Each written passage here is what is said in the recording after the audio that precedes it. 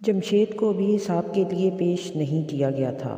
2 فرشتے اس کو عرش کے قریب لے کر کھڑے ہوئے تھے اور وہ اپنی باری کا انتظار کر رہا تھا۔ اس کا چہرہ ستا ہوا تھا، جس پر دنیا کے 50-60 برسوں کی دولت مندی کا تو کوئی اثر نظر نہیں آتا تھا، لیکن حشر کے ہزاروں برس کی خواری کی پوری داستان لکھی ہوئی تھی۔ اس کے قریب جانے سے قبل میں نے اپنے دل کو مضبوط بنانے کی کوشش کی۔ قریب پہنچا تو اس کے قریب کھڑے فرشتوں نے مجھے آگے بڑھنے سے روک دیا، مگر صالح کی مداخلت پر انہوں نے ہمیں اجازت دے دی۔ جمشید نے مجھے دیکھ لیا تھا۔ وہ بے اختیار میرے قریب آیا اور میرے سینے سے لپٹ گیا۔ پھر وہ میری طرف دیکھ کر بولا، ابو، میں اتنا رویا ہوں کہ اب آنسو بھی نہیں نکل رہے۔ میں اس کی کمر تھپ تھپانے کے سوا کچھ نہ کہہ سکا۔ پھر اس نے آہستگی سے کہا، ابو، شاید میں اتنا برا نہیں تھا، مگر تم بروں کے ساتھ ضرور تھے بیٹا۔ بروں کا ساتھ کبھی اچھے نتائج تک نہیں پہنچاتا۔ تم نے شادی کی تو ایسی لڑکی سے جس کی واحد خوبی اس کا حسن اور دولت تھی۔ خدا کی نظر میں یہ کوئی خوبی نہیں ہوتی۔ تم ہم سے الگ ہو گئے اور اپنے سسر کے ایسے کاروبار میں شریک ہو گئے جس کے بارے میں تمہیں معلوم تھا کہ اس میں حرام کی آمیزش ہے، مگر بیوی بچوں اور مال و دولت کے لیے تم حرام میں تعاون کے مرتکب ہوتے رہے۔ یہی چیزیں تمہیں اس مقام تک لے آئیں۔ آپ ٹھیک کہتے ہیں ابو، مگر میں نے نیکیاں بھی تو کی تھیں، تو کیا کوئی امید ہے؟ میں خاموش رہا۔ میری خاموشی نے اسے میرا جواب سمجھا دیا۔ وہ مایوس کن لہجے میں بولا، مجھے اندازہ ہو گیا ہے ابو۔ اپنے بیوی بچوں اور ساس سسر کو جہنم میں جاتا دیکھنے کے بعد مجھے اندازہ ہو چکا ہے کہ آج کسی کے ہاتھ میں کچھ نہیں ہے۔ سارا اختیار اس رب کے پاس ہے جس کے احکام کو میں بھولا رہا۔ آج جس کا عمل اسے نہیں بچا سکا، اسے دنیا کی کوئی طاقت نہیں بچا سکے گی۔ میں ہزاروں برس سے اس میدان میں پریشان پھر رہا ہوں۔ میں ان گنت لوگوں کو جہنم میں جاتا دیکھ چکا ہوں۔ مجھے اب اپنی نجات کی کوئی امید نہیں رہی۔ میں نے اللہ سے بہت معافی مانگی ہے، مگر میں جانتا ہوں کہ آج معافی مانگنے کا کوئی فائدہ نہیں۔ ابو، اللہ تعالیٰ شاید مجھے معاف نہ کرے، مگر آپ مجھے ضرور معاف کر دیجئے گا۔ آپ تو میرے باپ ہیں نا۔ یہ کہہ کر وہ پھوٹ پھوٹ کر رونے لگا۔ میں نے بہت کوشش کی کہ میری آنکھوں سے آنسو نہ نکلے، لیکن نہ چاہتے ہوئے بھی میری آنکھیں برسنے لگیں۔ اسی اثنا میں جمشید کا نام پکارا گیا۔ فرشتوں نے فوراً اسے مجھ سے الگ کیا اور بارگاہ ربوبیت میں پیش کر دیا۔ وہ ہاتھ باندھ کر اور سر جھکا کر سارے جہانوں کے پروردگار کے حضور پیش ہو گیا۔ ایک خاموشی طاری تھی۔ جمشید کھڑا تھا، مگر اس سے کوئی سوال نہیں کیا جا رہا تھا۔ مجھے سمجھ میں نہیں آیا کہ اس خاموشی کی وجہ کیا ہے۔ تھوڑی دیر میں وجہ بھی ظاہر ہو گئی۔ کچھ فرشتوں کے ساتھ نائمہ وہاں آ گئی۔ اس کے ساتھ ہی صالح نے مجھے اشارہ کیا تو میں نائمہ کے ساتھ جا کر کھڑا ہو گیا۔ نائمہ کے چہرے پر ہوائیاں اڑ رہی تھیں۔ وہ مجھ سے کچھ پوچھنا چاہ رہی تھی، مگر بارگاہ احدیت کا رعب اتنا شدید تھا کہ اس کی آواز نہیں نکل رہی تھی۔ کچھ دیر میں جمشید سے سوال ہوا، مجھے جانتے ہو میں کون ہوں؟ اس آواز میں اتنا ٹھہراؤ تھا کہ میں اندازہ نہیں کر سکا کہ یہ ٹھہراؤ کسی طوفان کی آمد کا پیش خیمہ ہے یا پھر مالک دو جہاں کے حلم کا ظہور ہے۔ آپ میرے رب ہیں، سب کے رب ہیں، یہی میرے والد نے مجھے بتایا تھا۔ شان بے نیازی کے ساتھ پوچھا گیا، کون ہے تمہارا باپ؟ جمشید نے میری طرف دیکھ کر کہا، یہ کھڑے ہوئے ہیں۔ اس کے اس جملے کے ساتھ میرا دل دھک سے رہ گیا۔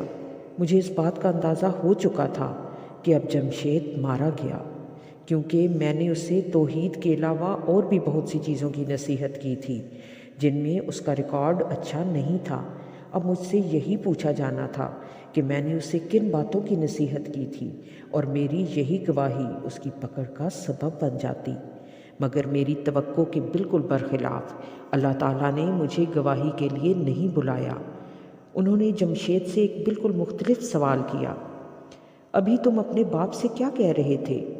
یہ کہ اللہ تعالیٰ شاید مجھے معاف نہ کریں، مگر آپ مجھے ضرور معاف کر دیجئے، آپ تو میرے باپ ہیں نا۔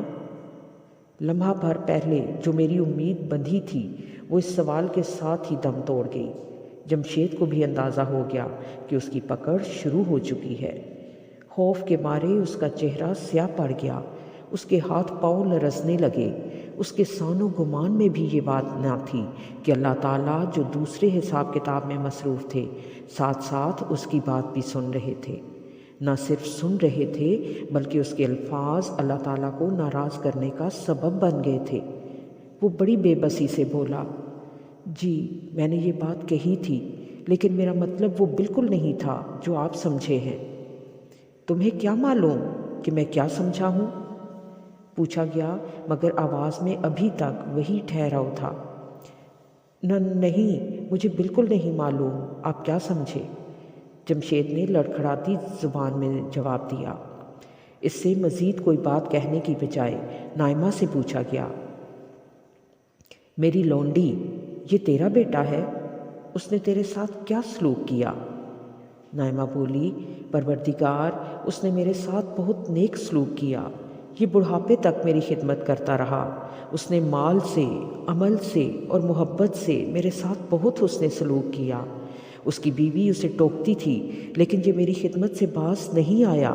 اس نے اپنا مال اور اپنی جان سب بے دریغ میرے لیے وقف کر دی تھی۔ نائمہ کا بس نہیں چل رہا تھا کہ وہ جمشید کے لیے اور بہت کچھ کہے، مگر اسے معلوم تھا کہ جو پوچھا گیا اس سے ایک لفظ زیادہ کہنے پر اس کی اپنی پکڑ ہو جائے گی، اس لیے وہ مجبوراً اتنا کہہ کر خاموش ہو گئی۔ پروردگار نے فرشتے کی طرف دیکھ کر پوچھا، کیا یہ عورت ٹھیک کہہ رہی ہے؟ فرشتے نے نامہ اعمال دیکھ کر کہا، اس نے بالکل ٹھیک کہا ہے۔ اس کے بعد جو کچھ ہوا اس نے میرے دل کی دھڑکن تیز کر دی۔ حکم ہوا اس کے اعمال ترازو میں رکھو۔ پہلے گناہ رکھے گئے جن سے الٹے ہاتھ کا پلڑا بھاری ہوتا چلا گیا، اس کے بعد نیکیاں رکھی گئیں۔ سب کے چہرے فق تھے، ایک ایک کر کے نیکیاں رکھی گئیں، مگر وہ گناہوں کے مقابلے میں اتنی کم اور ہلکی تھی کہ میزان میں الٹے ہاتھ کا پلڑا بدستور بھاری رہا۔ آخر میں صرف 2 نیکیاں رہ گئیں۔ بظاہر فیصلہ ہو چکا تھا۔ نائمہ نے مایوسی اور بے کسی کے ملے جلے احساس کے ساتھ آنکھیں بند کر لیں۔ جمشید اپنا سر پکڑ کر بے بسی سے زمین پر گر گیا۔ میں جس وقت سے میدان حشر میں آیا تھا میں نے ایک دفعہ بھی عرش کی طرف دیکھنے کی ہمت نہیں کی تھی، مگر نہ جانے اس وقت پہلی بار بے اختیار میری نگاہیں مالک ذوالجلال کی طرف اٹھ گئیں۔ ایک لمحے سے بھی کم عرصے کے لیے اس ذات میں میرے دل سے وہی صدا نکلی جو زندگی کی ہر ناگہانی اور مشکل پر میرے دل سے نکلا کرتی تھی، لا الہ الا اللہ۔ پھر میری نظر اور سر دونوں فوراً جھکے۔ فرشتے نے پہلی نیکی اٹھائی۔ یہ نائمہ کے ساتھ کیا گیا اس کا حسن سلوک تھا۔ حیرت انگیز طور پر سیدھے ہاتھ کا پلڑا بلند ہونا شروع ہوا۔ میں نے اپنے برابر کھڑی نائمہ کو جھنجھوڑ کر کہا، نائمہ آنکھیں کھولو۔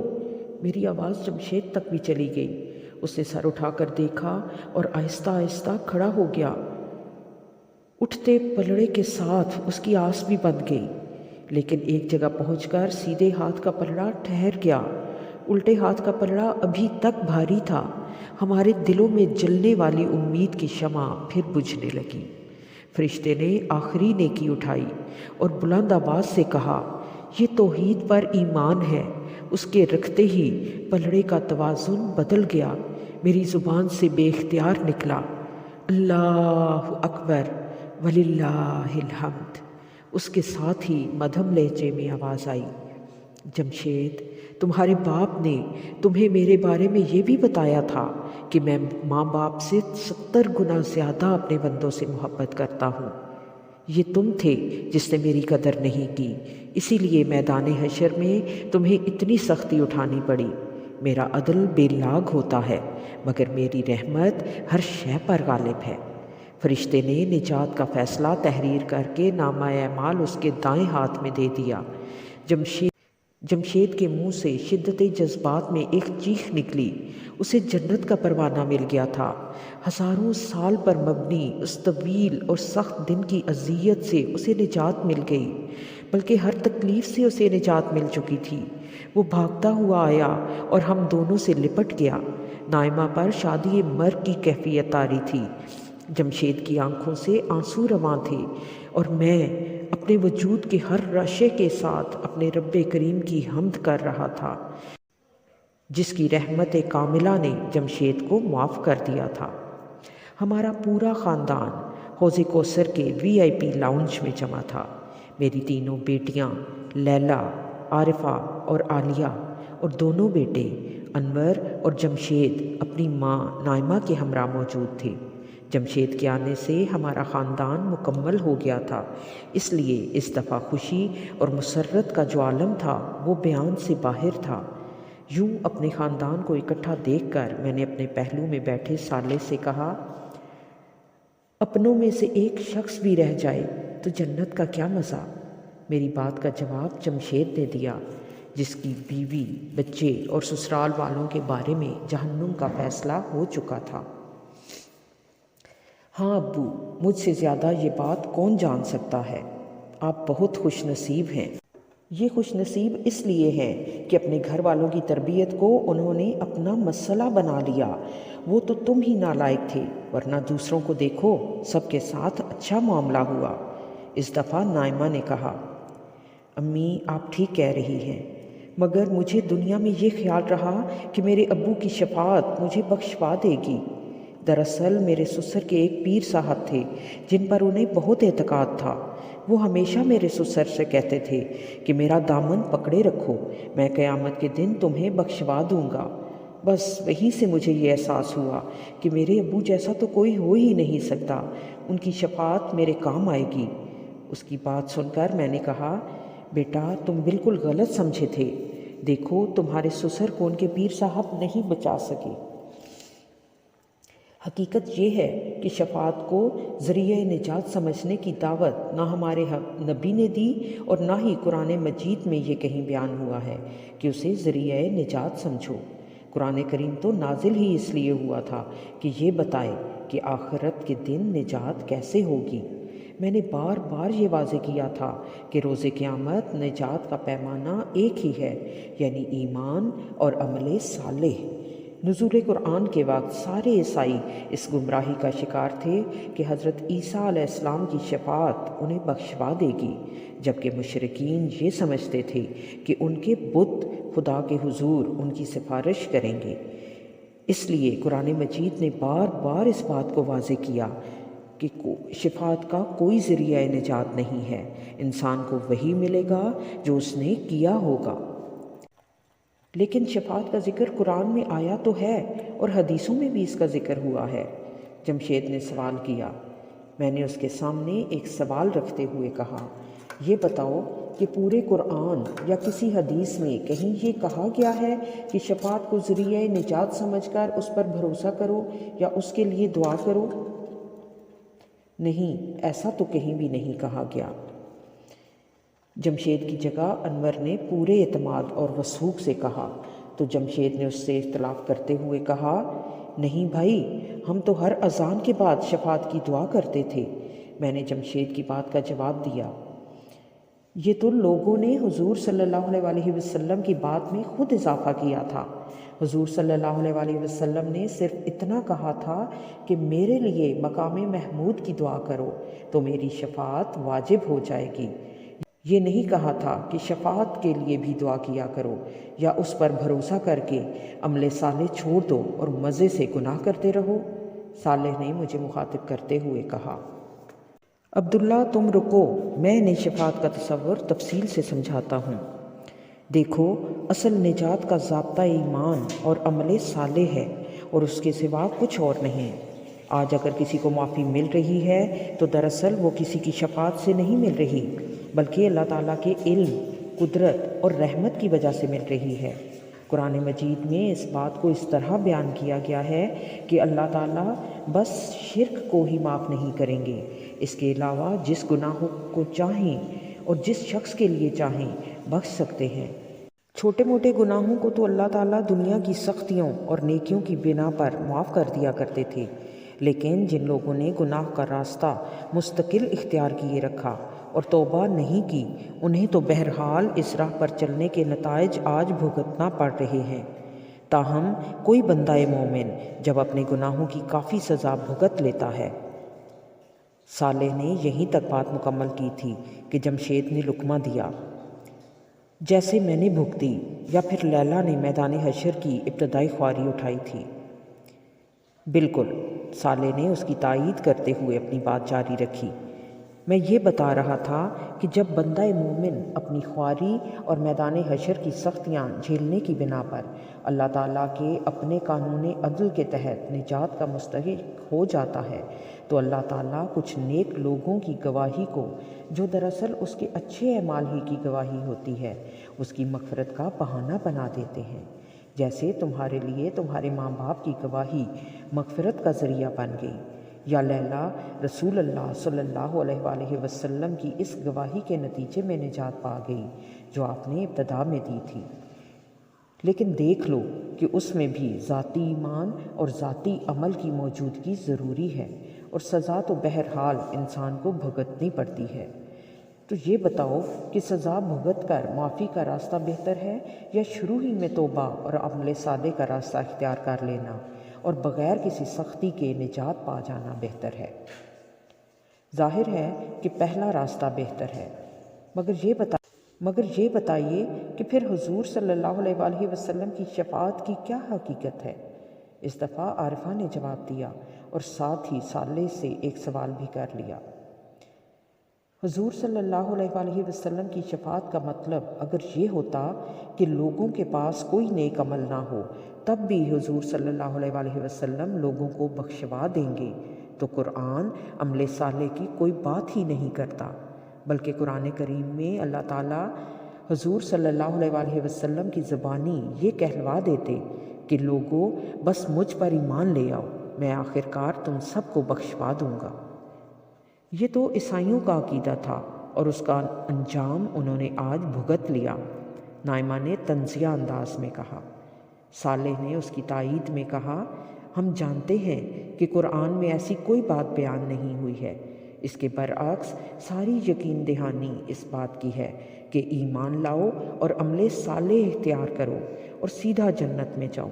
باقی رہی حدیث، تو حدیثوں میں جو کچھ شفاعت کے بارے میں آیا ہے اسے اگر قرآن کی روشنی میں دیکھا جاتا، جو آخرت کے بارے میں حقائق بیان کرنے کی اصل کتاب ہے، تو بات بالکل واضح تھی۔ وہ کیا بات ہے؟ جمشید نے پوچھا۔ وہ یہی کہ آج کے دن گناہ گاروں نے اپنے اعمال کی پوری سزا بھگتی ہے۔ اس کے بعد حضور صلی اللہ علیہ وآلہ وسلم کی درخواست وہ سبب بن گئی جس کی بنا پر لوگوں کی نجات کا امکان پیدا ہوا۔ یہ پہلی دفعہ اس وقت ہوا تھا جب حضور صلی اللہ علیہ وآلہ وسلم نے اللہ تعالیٰ سے یہ درخواست کی تھی کہ انسانیت کا حساب کتاب شروع ہو، جس کے نتیجے میں لوگوں کو انتظار کی زحمت سے نجات ملی۔ دوسری دفعہ آپ صلی اللہ علیہ وآلہ وسلم نے اور دیگر تمام انبیاء نے اپنی اپنی قوموں کو دی گئی اپنی تعلیم کی شہادت دی۔ یہ شہادت ان سب لوگوں کے لیے نجات کا باعث بن گئی جن کا عمل مجموعی طور پر اس تعلیم کے مطابق تھا۔ جیسے کہ میں، لیلا بولی۔ ہاں، جیسے کہ تم۔ اور اب تیسری دفعہ حضور صلی اللہ علیہ وآلہ وسلم اس وقت درخواست کریں گے جب کچھ لوگوں کا معاملہ مؤخر کر دیا جائے گا۔ ان کا حساب کتاب آخری وقت تک نہیں کیا جائے گا اور وہ اپنے گناہوں کی پاداش میں حشر کے میدان میں خوار ہوتے رہیں گے۔ حضور صلی اللہ علیہ وآلہ وسلم ان کے لیے بار بار درخواست کریں گے، تاہم اللہ تعالیٰ کی حکمت اور علم کے تحت ان کا فیصلہ کرنا مناسب ہوگا۔ تب حضور صلی اللہ علیہ وآلہ وسلم کو اجازت دی جائے گی کہ وہ ان کے حق میں کوئی بات کریں۔ پھر حضور صلی اللہ علیہ وآلہ وسلم کی درخواست کے نتیجے میں ان کا حساب کتاب ہوگا، جس کے بعد جا کر ان کی نجات کا کوئی امکان پیدا ہوگا۔ اور یہ ہوگا بھی سب سے آخر میں، جب ایسے لوگ اپنے تمام اعمال کی بدترین سزا بھگت چکے ہوں گے اور توحید سے وابستگی اور اپنے اچھے اعمال کی بنا پر نجات کے مستحق ہو جائیں گے۔ میرا ایک سوال ہے، انور نے صالح کو مخاطب کر کے کہا، وہ یہ کہ اگر سب لوگ سزا بھگت کر ہی معافی کے مستحق بن رہے ہیں تو اس میں اللہ تعالیٰ کی رحمت کہاں سے آ گئی؟ یہ تو بس عدل ہو رہا ہے۔ بہت اچھا سوال ہے، صالح نے انور کی تحسین کرتے ہوئے جواب میں کہا، دیکھو وہ اگر صرف عدل کرتے تو ایسے لوگوں کی اصل سزا جہنم کے عذاب تھے، جو میدان حشر کی سختیوں سے بھی ہزاروں لاکھوں گنا سخت سزا ہے۔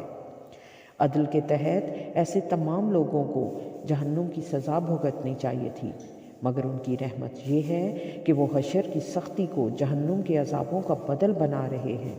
یوں اللہ تعالیٰ کی صفت عدل اور صفت رحمت کا بیک وقت ظہور ہو رہا ہے۔ صالح نے بات ختم کی تو جمشید نے کہا، تو یہ ہے اصل بات۔ میں تو اس غلط فہمی میں رہا کہ شفاعت کا مطلب یہ ہوتا ہے کہ ہم جتنے مرضی گناہ کر لیں، حضور صلی اللہ علیہ وسلم اور دیگر نیک لوگ ہمیں بخشوا دیں گے۔ یہ تصور اللہ تعالیٰ کی صفت عدل کے خلاف ہے۔ یہ بس ایک غلط فہمی تھی جو قرآن کریم کو سمجھ کر نہ پڑھنے کی وجہ سے لوگوں کو لگی۔ نجات تو صرف ایمان اور عمل صالح سے ہوتی ہے، باقی رہی معافی تو وہ اللہ تعالیٰ کی رحمت سے ملتی ہے۔ اللہ تعالیٰ بس یہ کرتے ہیں کہ اس معافی کا اعلان اور سبب کسی نیک بندے کی گواہی یا درخواست کو بنا دیتے ہیں۔ اس سے اللہ تعالیٰ کا مقصود اپنے محبوب اور برگزیدہ بندوں کی عزت افزائی ہوتی ہے۔ نجات تو اپنے اصول پر ہوتی ہے، اور تم سے بہتر اب یہ کون جانتا ہے کہ انسان جہنم میں نہ بھی جائے تب بھی گناہوں کی کتنی سخت سزا حشر کے میدان کی سختی کی شکل میں بہرحال بھگتنی پڑتی ہے۔ کیا جہنم میں جانے کے بعد بھی نجات کا کوئی امکان ہے؟ عالیہ نے سوال کیا تو ایک خاموشی چھا گئی۔ کچھ دیر کے بعد اس سکوت کو صالح نے توڑتے ہوئے کہا، قرآن کہتا ہے نا کہ اللہ تعالیٰ بس شرک ہی کو معاف نہیں کریں گے، اس کے علاوہ جس گناہ کو چاہیں اور جس شخص کے لیے چاہیں بخش سکتے ہیں۔ مطلب؟ انور نے پوچھا۔ مطلب یہ کہ کچھ گناہ جہنم تک پہنچا سکتے ہیں، لیکن ان گناہوں کے باوجود جن لوگوں میں ایمان کی کوئی رمق باقی تھی انہیں آخرکار معافی مل سکتی ہے، مگر یہ معافی کس کو ملے گی، کب ملے گی، یہ باتیں اللہ کے سوا کوئی جانتا ہے اور نہ کوئی اور طے کرے گا۔ اور میرے بھائی، جہنم تو ایک پل رہنے کی جگہ نہیں ہے۔ جو لوگ وہاں سے نکلیں گے وہ نہ جانے کتنا عرصہ گزارنے کے بعد اپنی سزا بھگت کر نکلیں گے۔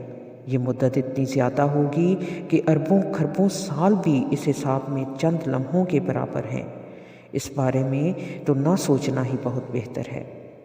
میرے خدایا، انور لرز کر بولا، جہنم تو دور کی بات ہے، حشر کے میدان میں ایک پل کھڑے رہنا بھی ناقابل برداشت عذاب ہے۔ جمشید نے اپنے تجربے کی روشنی میں کہا۔ لیلا نے اس پر مزید اضافہ کیا، یہ گناہ کتنی بڑی مصیبت ہوتے ہیں، کاش یہ بات ہم لوگ دنیا میں سمجھ لیتے۔ صالح نے بحث ختم کرتے ہوئے کہا، انسانوں کی دو سب سے بڑی بد نصیبیاں رہی ہیں، ایک یہ کہ حشر کے دن کا مرکزی خیال حساب کتاب تھا، مگر لوگوں نے اسے شفاعت کا موضوع بنا دیا۔ دوسری یہ کہ انسانی زندگی میں مرکزی حیثیت ارحم الراحمین رب العالمین کی تھی، جبکہ لوگوں نے غیر اللہ کو مرکزی خیال بنا دیا۔ میں نے صالح کی تائید کرتے ہوئے کہا، کتنی سچی بات کہی ہے صالح تم نے، کاش لوگ یہ بات دنیا میں جان لیتے۔ پھر میں نے اپنے بچوں کو مخاطب کرتے ہوئے کہا، میرے بچوں، اب دنیا کی زندگی قصہ ماضی ہو چکی ہے، اب تمہاری منزل ختم نہ ہونے والی جنت کی بادشاہی ہے۔ سکون، آسودگی، آسانی، محبت، رحمت، لطف و سرور، تمہیں یہ سب مبارک ہو۔ دیکھا تم نے ہمارا رب کتنا کریم اور رحیم ہے۔ آؤ ہم سب مل کر اپنے رب کریم کی حمد و ثنا کریں اور مل کر کہیں الحمدللہ رب العالمین۔ سب نے مل کر الحمدللہ رب العالمین کو ایک نعرے کی شکل میں بلند کیا۔ عبداللہ، حشر کے دن کے معاملات اپنے اختتام کی طرف بڑھ رہے ہیں۔ تمہیں اگر حشر کے معاملات سے کوئی دلچسپی باقی رہ گئی ہے تو دوبارہ وہاں چلے چلو۔ کچھ دیر بعد صالح نے مجھ سے مخاطب ہو کر کہا، اس وقت حساب کتاب کہاں تک پہنچا ہے؟ نائمہ نے دریافت کیا۔ لوگوں کی بہت بڑی تعداد آخری زمانے میں پیدا ہوئی تھی، وہ سب اب نمٹ چکے ہیں۔ مسلمانوں اور مسیحیوں اور ان کے معاصرین کا عمومی حساب کتاب ہو چکا ہے۔ اس وقت یہود کا حساب چل رہا ہے۔ یوں سمجھ لو کہ بیشتر انسانیت کی تقدیر کا فیصلہ ہو چکا ہے۔ دیگر امتوں میں لوگوں کی تعداد بہت ہی کم تھی، اس لیے اب بہت زیادہ وقت نہیں لگے گا۔ میرے استاد فرحان احمد کا کیا ہوا؟ تمہیں کچھ معلوم ہے؟ نہیں، میرا ان سے کوئی براہ راست تعلق نہیں، اس لیے میں ان کے بارے میں کچھ نہیں جان سکتا۔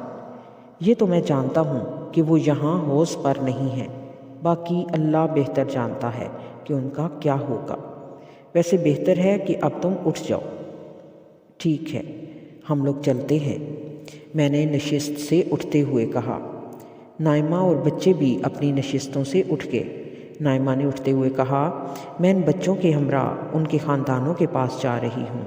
یہاں VIP لاؤنج میں تو صرف آپ کے بچے آ سکتے ہیں، ان کے بچے تو نیچے انتظار کر رہے ہیں۔